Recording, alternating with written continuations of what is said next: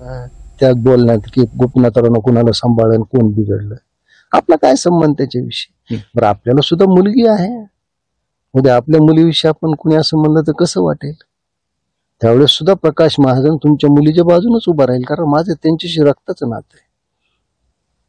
तुमच्यासारखं नाही, माझ्या रक्ताचं नातं. मग ती माझ्या भावाची मुलं असो किंवा बहिणीची मुलं असो. आणि पंकजा काय संकटातून जाते हे मला माहिती आहे, आणि तिच्यावर आरोप घरच्यांनीच करणं ही किती दुर्दैवीपणाचं लक्षण आहे. काय आगाऊपणा करण्याची गरज होती तुम्हाला? काय गरज होती तुम्हाला?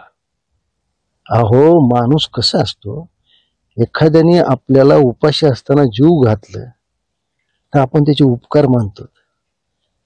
पंकजाच्या वडिलांनी स्वर्गीय मुंडेंनी आपल्या नवऱ्याच्या नावावर विश्वासाने घेतलेल्या जमिनीचे 1.5-2 कोटी रुपये घेऊन आलात. आज तुम्हाला त्याचा एवढा मोठा आधार आहे, त्याचा वापर तुम्ही त्यांच्याच मुलाविषयी करतात. कधी पंकजाने एक अवाक्षर काढलं, तुम्ही तिच्यावर केस दाखल केली? कधी धनंजय मुंडेने तुमच्याविषयी अवाक्षर काढलं? अख्ख्या परळीनं मामी मामी म्हणून तुमचा सौदा करून दिला, तुमची रजिस्ट्री झाली, तुम्हाला ठाण्यात नेऊन सोडलं, आणि 3 वर्षानंतर तुम्ही त्यांच्यावर दावे करताना पुन्हा आज असं म्हणता की ती बिघडलेली होती. बिघडल्याचा अर्थ काय? तुम्हाला कधी दिसली ती बिघडली? बिघडलेले तुम्ही आहात, तुमची दृष्टी बिघडलेली.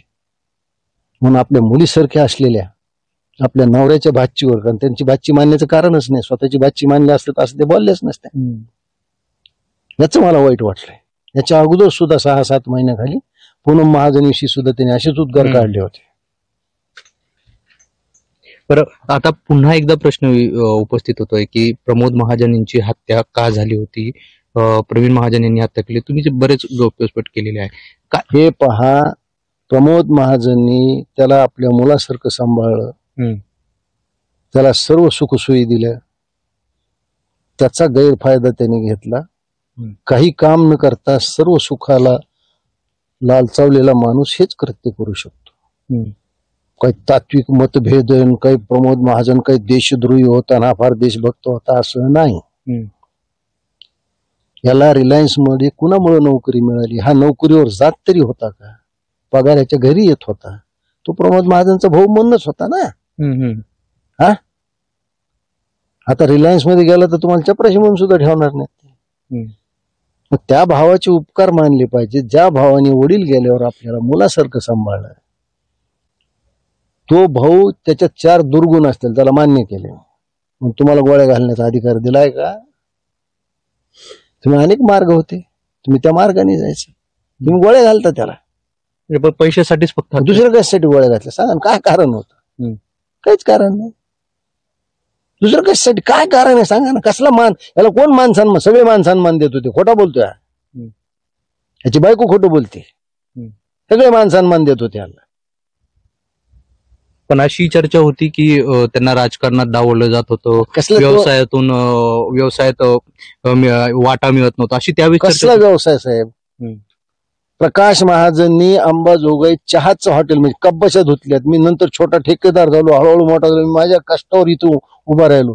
त्याला कुणी अडवलं नव्हतं, त्याला कोणी सांगितलं व्यवसाय करू नको. प्रमोद महाजन कधी म्हणले तुला व्यवसाय करू नको? याला काही न करता सगळं पाहिजे होतं ना. कष्ट करून 2 पैसे मिळवायचे नव्हते ना. एक इमोशनल ब्लॅकमेल करायचं भावाला, मोठ्या भावाला, त्याच्याकडून मिळवायचं. दुसरं काय कारण होतं? कुणाला धमक्या देतात 20 वर्षांना? सांगा खरं काय कारण आहे ते? अहो त्या भावजाईला काय माहित होतं की आपल्याला सकाळी आला ना आपला नवऱ्याचा मृत्यू म्हणून आला, त्या बिचाऱ्याने त्याला घरात घेतलं. आणि ज्या भावाने तुम्हाला तळहाताच्या फोडासारखं जपलं, तुम्ही त्या भावावर गोळ्या झाडताना थोडा सुद्धा विचार केला नाही. तुम्ही आता ब्लॅकमेलिंगचा विषय काढलाय, तर कोणतरी ठाण्याचा व्यक्ती होता ब्लॅकमेलिंग करायचा, असं काय होतं? कोण ठाणे? काही गोष्टीची नावं मी घेणार नाही, घेण्याची काही गरज होतं. हाच करत होता ना, दुसरं काय होतं? तो विषय मला आता म्हणायचा नाही, आरोप करायचे. अरे गोपीनाथ मुंडेवर आरोप केला म्हणले त्यांनी जेलमध्ये आणला, औषध पाणी दिलं. गोपीनाथ मुंडेचा काय संबंध? गोपीनाथ मुंडे त्यावेळेस सत्तेवर नव्हते. जेल मॅन्युअल असतं, जेलमध्ये सगळ्या सोयी असतात. 1 वर्ष मी जेलमध्ये काढले आणीबाणीच्या काळात. काहीतरी आरोप केले तुम्ही, औषध दिले नाही असं सगळं आरोप. कसं मला सांगा की एक माणूस जो कुठल्याही सत्तेवर नाही, तू औषध देऊ नका सांगतो आणि जेलर ऐकतो. असं कसं होतं? काय आरोप करतात तुम्ही? त्याला काय तुमच्यापाशी पुरावा आहे?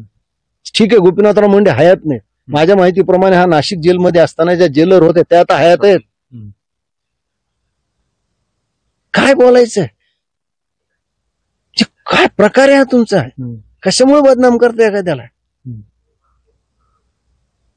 काही दिवसापूर्वी जमिनीचं वरून पण प्रेस घेतली होती, गंभीर आरोप केले होते धनंजय मुंडे असतील, पंकजा मुंडे यांचे. मी तेच सांगायलो तुम्हाला की जगामध्ये असे खूप व्यवहार होतात, विश्वासाचे व्यवहार असतात. माझ्या नावावर माझ्या मित्रांनी जमीन घेतली, काय अडचण असते, 8-10 वर्ष ती वापर. आपण मार्च एंडला एखादी एंट्री घेतो, काही काही होत असतं. हा व्यवहार आहे, त्यात काही चोर काही वागे. तसं गोपीनाथरावांनी त्या काळात या बिचाऱ्याच्या नावावर काही जमीन घेतली. यांचं काम काय होतं? किंवा हे जमिनीचं आहे, गोपीनाथरावचे वारस त्यांना त्यांचं द्यायला पाहिजे. गोपीनाथ मुंडेंनीच मदत केली ना, आज हे त्यांच्याच कुटुंबात. हेच तर सांगायलो ना. बरं, त्या जमिनीचा आणि पंकजाचा आणि धनंजय मुंडेचा काही संबंध नाही, काहीच संबंध नाही. ते म्हणले सुद्धा नाहीत बिचारे, पण त्यांच्यावर आरोप केले, त्यांच्यावर केसेस केला. काय संबंध आहे? मला सांगा, जर खरंच धनंजय मुंडे आणि पंकजांनी ठरवलं असतं तर परळी त्यांच्या जमिनीला कोणी गिराईक लागलं असतं का? माझ्यावर मी सगळ्या परिवाराच्या विरोधात जाऊन अजूनही मी कायम आहे. यांचा कुठेही हक्क मारला नाही. उलट सगळ्यांचा विरोध असताना यांना मी वडलोपारची दुश्मनाची जमीन वाटून दिली. यांनीच माझ्यावर दावे केले. तुमच्यावर पण गुन्हा दाखल केलेला आहे. फौजदारी, खाजगी फौजदारी माझ्यावर केली. वयाच्या 70व्या वर्षी पोलीस म्हणले अहो यांच्यावर होत नाही, यांनी काही गुन्हा केला नाही. खाजगी केली. मला हायकोर्टातून जामीन घ्यावा लागला. केस हायकोर्टात आली, हायकोर्टात यांचं ऍडमिशन डिसमिस केलंय. पण असं का काका की त्या पण महाजन यांचे सुनच, म्हणजे महाजन कुटुंबाचे जाते. पण आता मला सांगा ना की असे असतात काय? आम्ही का सहन केलं? तुम्ही महाजन म्हणूनच ना. म्हणजे तुम्हाला महाजन परिवाराचं तर नाव पाहिजे. महाजन परिवाराचे प्रमोद महाजन, गोपीनाथ मुंडे जिवंत असताना पैसा सगळं पाहिजे होतं, आणि ते गेल्यावर त्यांच्या परिवाराला अशा पद्धतीने त्रास देताय तुम्ही. व्हिक्टिम कार्ड आहे तुमचं की तुम्ही विधवा आहात, मला हे झालं. अहो, आपल्या नवऱ्याने आपल्या सख्या मोठ्या भावाचा खून केला, याची लाज वाटायला पाहिजे. तुम्ही ती भूषण म्हणून मिरवताय. अहो, माणूस एखाद्या गुन्हेगाराला सुद्धा मारलं तर त्याला वाटतं की आपण हत्या केली. तुम्ही एवढे निर्ढावलेले आहात, तोंड वर करून जगात फिरतात. पण यामुळे कुठेतरी बदनामी होते ना महाजन. काय करणार त्याला? आम्ही बदनामी करत नाही. मला हे सांगायची गरज होती का नाही ते? पण आता तुम्हीच जर आमच्यावर वार करायला तर आम्ही काय करणार? तुम्ही आमच्या लेकराला बोलायचं, कुणाचं बिघडलेलं म्हणायचं, कुणाचं अवघडलेलं म्हणायचं, काय चाललंय? हा, अहो, तुम्ही जर तुमच्या मागे जर महाजन आडनाव नसलं असतं किंवा माझ्या माझं महाजन आडनाव, तुम्ही आला असतात का माझी मुलाखत घ्यायला? ते सगळं प्रमोद महाजननं कमवलंय.